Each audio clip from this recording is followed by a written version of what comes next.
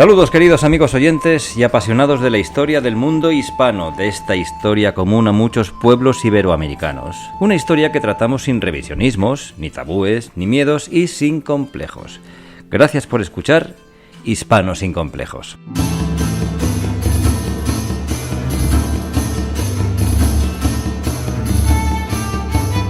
Hoy nos vais a permitir que nos emocionemos, porque vamos a hablar con el corazón y desde el corazón. Porque la amamos, porque nos duele, porque la disfrutamos, la comemos y la bebemos, porque ella nos ha hecho así y somos sus hijos, recios, austeros, sufridos, nobles, castellanos y por ende españoles, hispanos.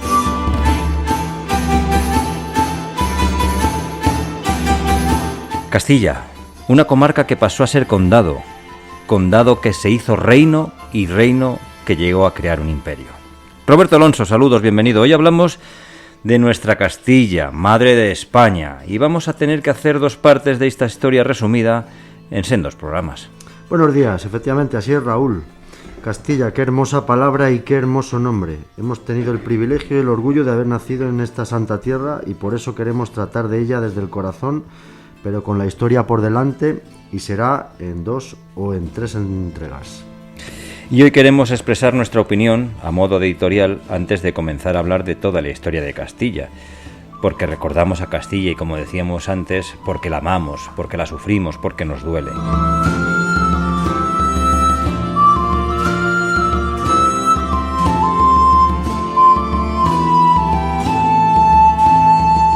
Cuando hoy en día los que somos castellanos echamos la vista atrás y recordamos y evocamos el aroma de una historia que fue eterna, y después levantamos la vista al presente que nos rodea y escuchamos cosas tales como que hay comunidades históricas en España, que cuando vemos que lo que fue primero un condado para pasar luego a ser un reino fuerte que se convirtió en corona y finalmente ser el germen de un grandioso imperio y regir el destino de la mitad de los habitantes de este planeta, uno por menos se lleva las manos a la cabeza.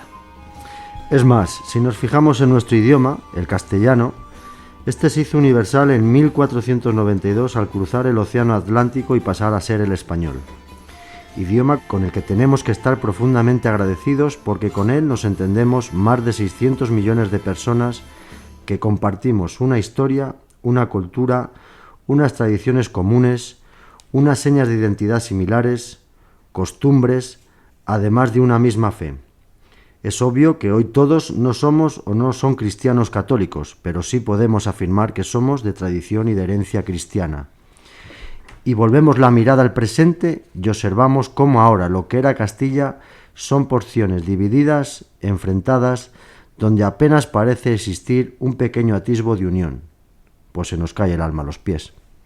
Veamos, si echamos mano de un viejo mapa de la corona de Castilla, donde todos sus reinos estaban integrados, acoplados, organizados, es decir, muy a gusto y contentos, y se sentían todos parte de una unidad que les aglutinaba y les protegía, pues bien, ahora ese mapa nos parece un anacronismo que muchos rebaten y que además dicen que jamás existió, y obviamente que ni por asoma existe ni existirá. Cantabria, La Rioja, Murcia, solas y aisladas, y lo que es peor, van por su cuenta. ¿Pertenecieron a Castilla? Madrid, capital de España, su escudo histórico apenas se reconoce. Si nos preguntan, sabemos que su bandera es roja con 7 estrellas, cuando tienen, como decimos, un escudo histórico maravilloso. ¿Era Castilla también Madrid? León, la antigua Legio Sétima de Roma, el viejo reino de León unido a Castilla desde 1230 con Fernando III, queriendo tener un protagonismo al estilo independentista, en fin, con un esplendor como reino que nadie discute, venido a menos y que desde 1230 no ha estado unido a Castilla. Y aparece en escena Galicia. ¡Ay, Galicia! Cobijo del símbolo más importante para la fe de los españoles, de todos los españoles, gallegos y castellanos, la tumba del apóstol de Cristo, Santiago, hermano de Juan, el mayor de los hijos de Zebedeo. Desde tiempo medieval, un camino recorre las entrañas de Castilla que aglutina y dirige a miles de peregrinos todos los días del año, y les presentan ante su presencia y ante sus restos para honrarle y rezarle. ¡Ay, Galicia! ¿Nunca has pertenecido a Castilla? También está Extremadura, tierra olvidada que tan grandes héroes castellanos e hispanos diste a este reino, tanto en este lado del océano como al otro, dando nombres a ciudades y pueblos de allá al estilo de acá. Medellín, Trujillo, Alburquerque, y cuna de conquistadores, Pizarro, Núñez de Balboa, Francisco de Orellana o Hernán Cortés. Y no nos podemos olvidar de Andalucía, la novísima Castilla como se llegó a denominar, sepultura de los reyes católicos, también de Fernando III el Santo, tierra bella, cuna de arte y folclore y de religiosidad arraigada en lo más hondo del sentir de un pueblo que sabe rezar en español, símbolo auténtico de lo castellano y de la españolidad. ¿No erais parte de Castilla desde que la Reconquista unía vuestros territorios al viejo reino?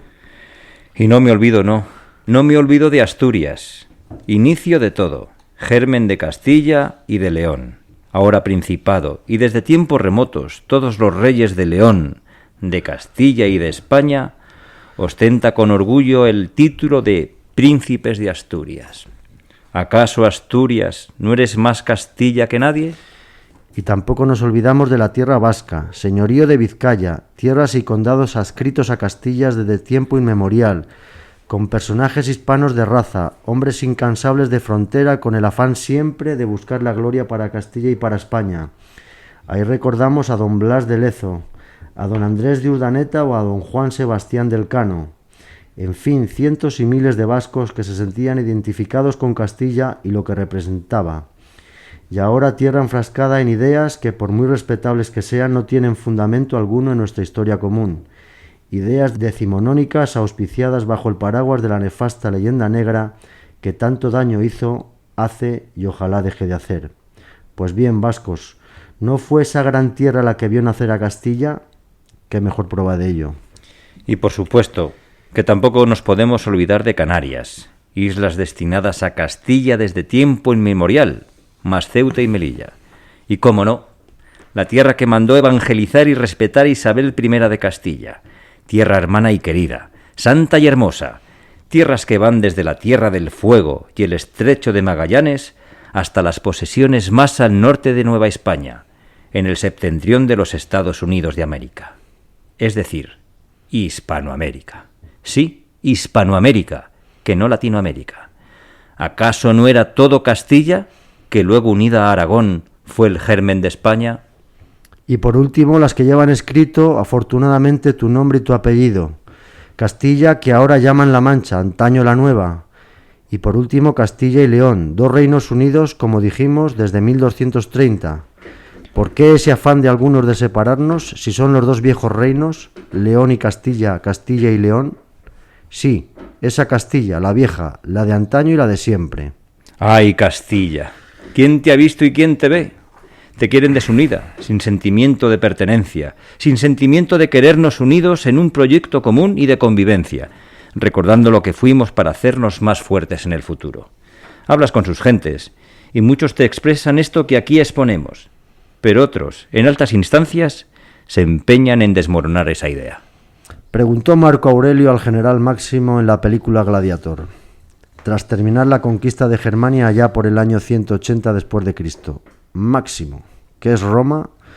Y tras una pequeña conversación le comenta en voz baja que Roma es tal su fragilidad que parece un susurro y que se desvanece solo con nombrarla.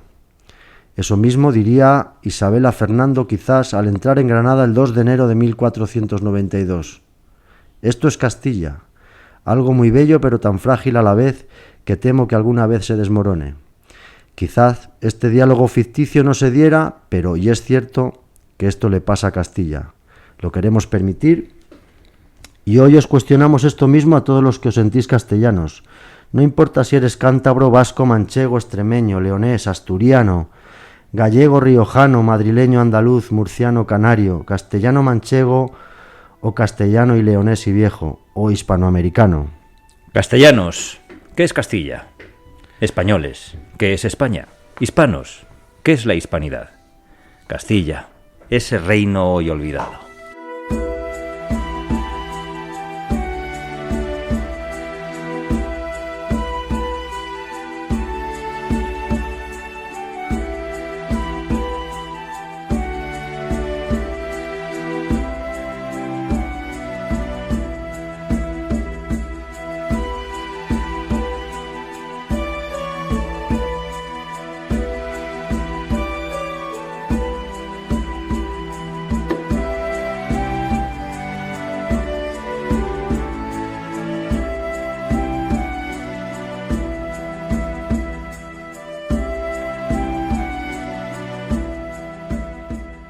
Castilla nació siendo un pequeño enclave de valles y bosques en esas tierras ubicadas entre Álava, Cantabria y Vizcaya, para que luego digan hoy los vascos. En fin, eso era Castilla, la tierra que se llamó así por sus castillos a mediados del siglo VIII.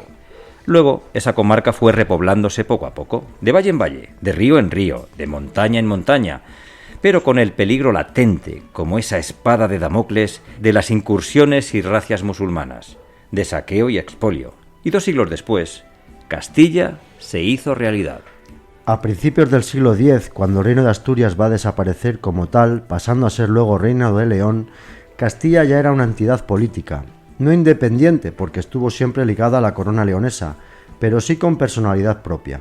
Y en esas condiciones se van a dar las circunstancias necesarias para el nacimiento de la Castilla histórica, conformada por gentes que venían desde el señorío de Vizcaya, incluso Guipúzcoa y sobre todo Álava, y visigodos que todavía quedaban, como decíamos anteriormente. Y Castilla entonces, tierra a veces de nadie, poblada y despoblada, poblada de nuevo y volviéndose a despoblar, a esa Castilla incipiente, los moros no la tienen piedad, la arrasan, la expolian y la queman una y otra vez, por esas tierras de los valles de Mena, de Losa y Tobalina, la comarca de la Bureba y el cauce del Alto Ebro. Castilla es, en efecto, una tierra de frontera. Recordemos de pasada. La primera frontera la podemos situar entre las localidades de Castrobarto, Losa, Villarcayo, Valdegovia y Castrosiero. La segunda frontera iría más al sur, ya a orillas del Alto Ebro, desde la montaña palentina hasta Traspaderme, Tobalina, Mijangos, Lantarón y Pancorbo. Y la tercera frontera ya al otro lado del Ebro, de cara al Duero y lindando con La Rioja. Los campos góticos, Peñahorada, Burgos, Miranda, el Valle de Loca y el río Tirón. Antes del año 885 se ha marcado ya la línea sobre el río Arlanzón con la fortificación de Burgos. Vale la pena coger un mapa y hacer cálculos. Estamos hablando de una porción de terreno muy pequeña, aproximadamente la mitad de la actual provincia burgalesa, pero ese era el germen de Castilla.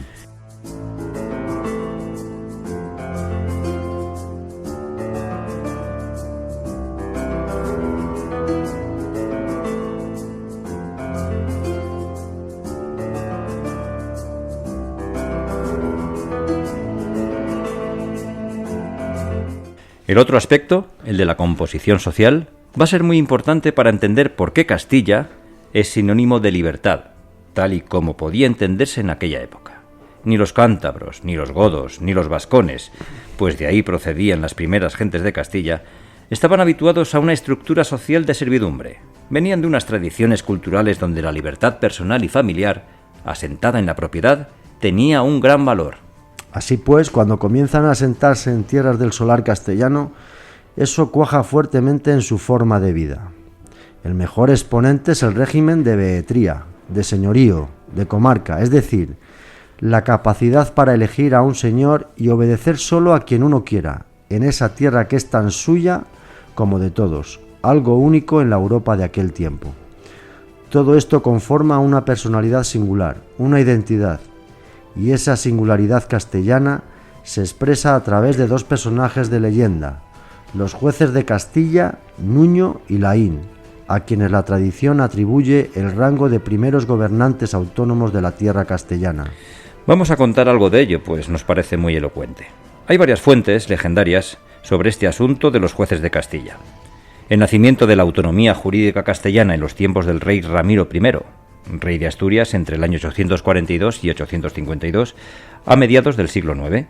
Otros a los del rey Ordoño II, rey de León entre 914 y 924. La leyenda viste el asunto con ropajes trágicos.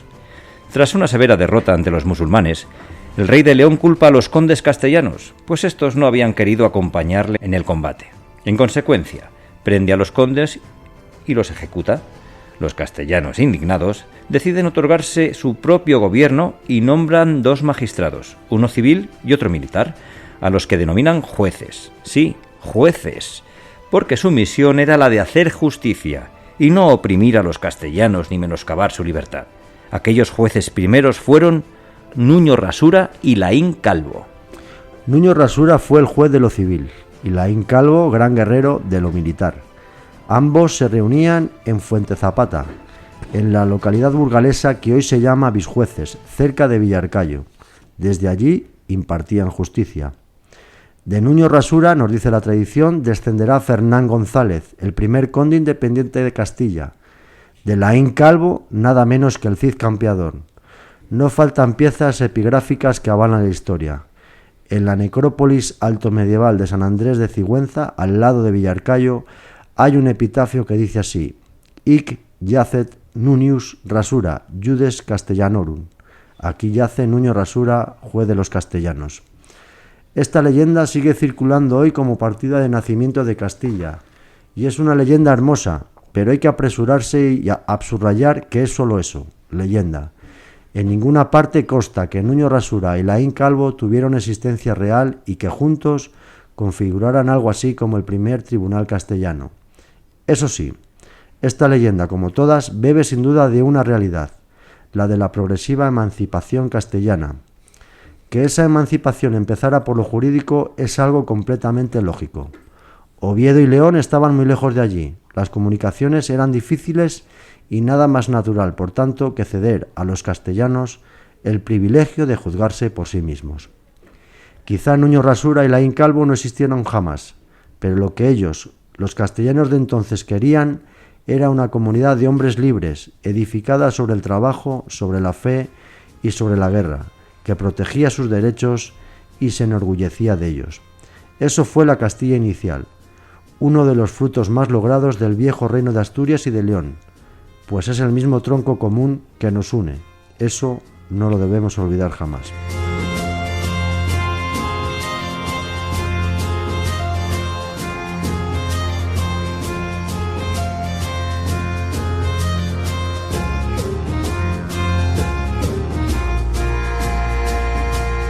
Y ocurrirá algo crucial para la historia de España, la independencia de Castilla.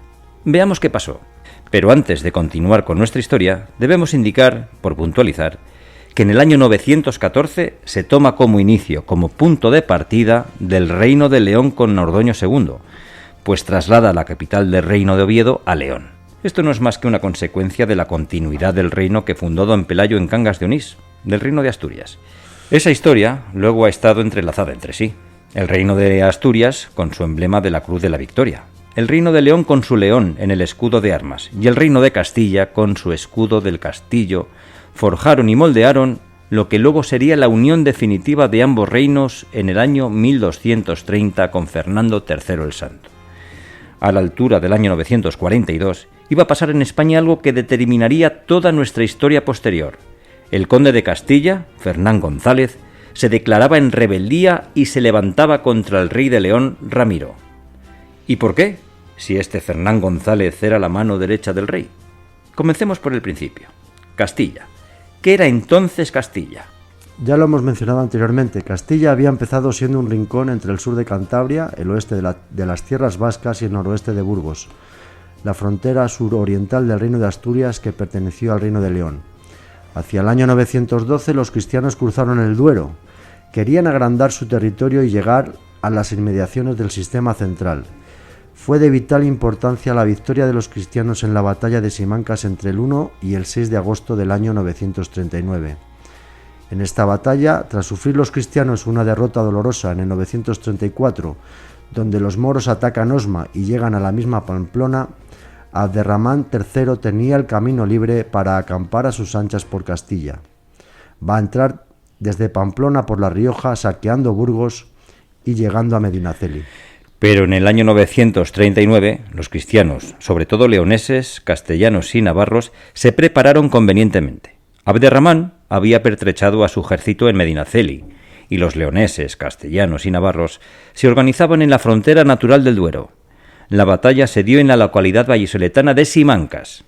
Los que somos de esta zona sabemos cómo está configurado el pueblo, con su castillo en la parte más alta, al final de una cuesta muy empinada, que da paso a las tierras de los Montes de Torozos, una pieza casi inexpugnable con el Pisuerga a sus pies y a escasos 2 kilómetros de la desembocadura del río Duero.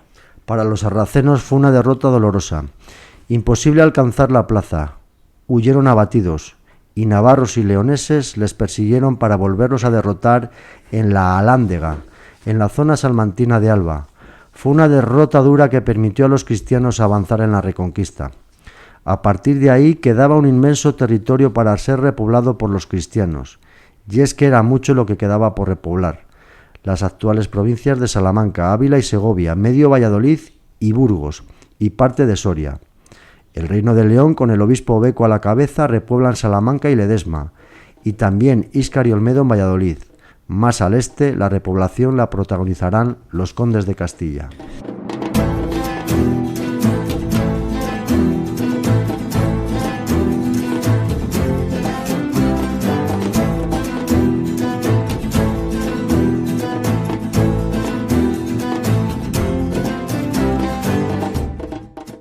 Antes de continuar, en León reinaba Ordoño II, que saqueó Mérida e incorporó la zona riojana al reino de Pamplona, contribuyendo al enfado de los castellanos. Además, como hemos indicado, fue el que trasladó la capital del reino a León.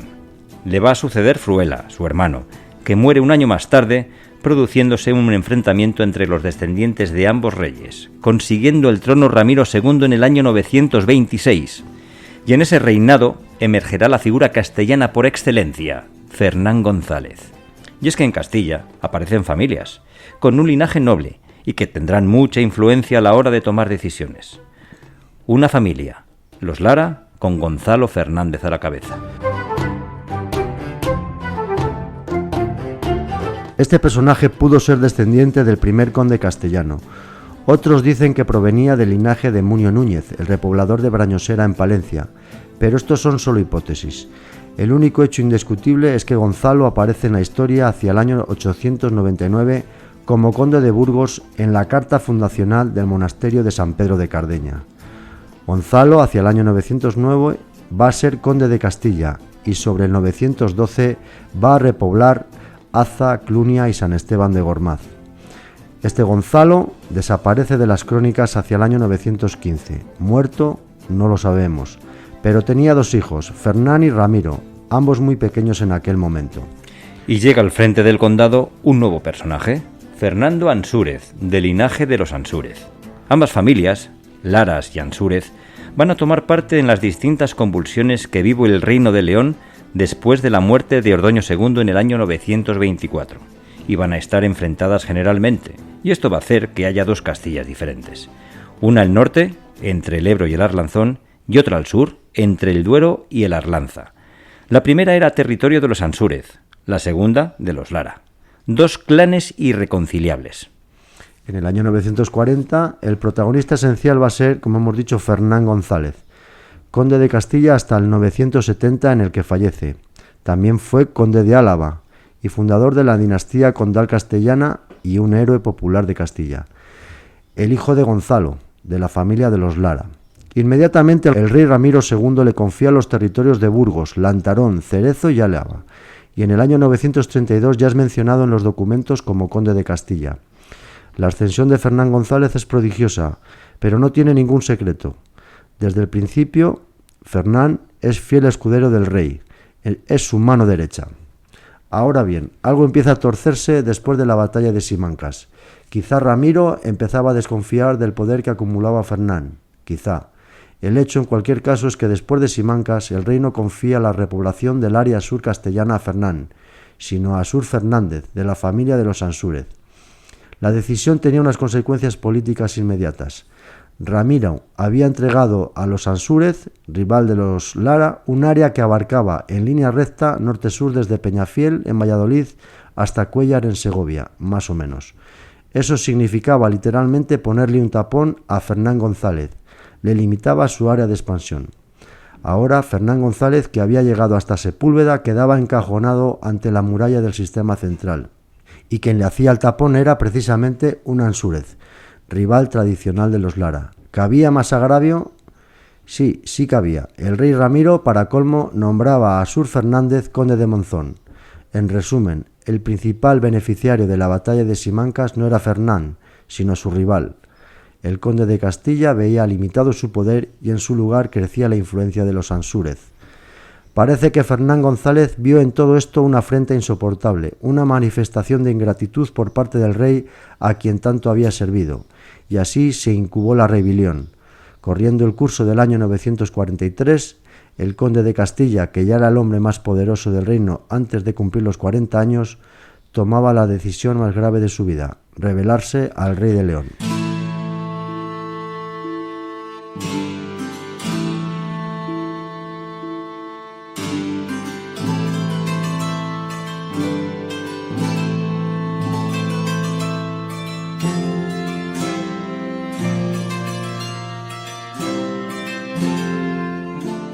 Bueno, apasionante, queridos amigos oyentes, los inicios de esta historia de Castilla. Yo me estoy imaginando en mi mente cómo eran los personajes, los territorios por los que recorrieron, y tengo más ganas de saber cómo sigue esta historia.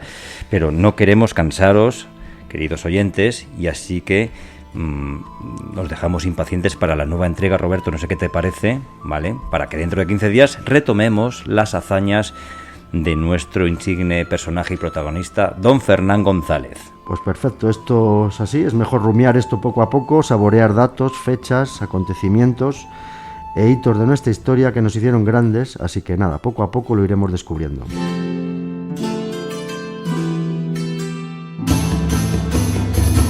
Roberto Alonso, muchas gracias y hasta dentro de 15 días. Un abrazo enorme. Un abrazo enorme. Queridos amigos oyentes hispanos y sin complejos, apasionados de la historia de España y de Hispanoamérica, esperamos que hayáis disfrutado, que os hayamos informado y entretenido, que como siempre es un lujo hablar para vosotros de nuestra historia sin tapujos, ni tabúes, sin complejos. Somos hispanos sin complejos.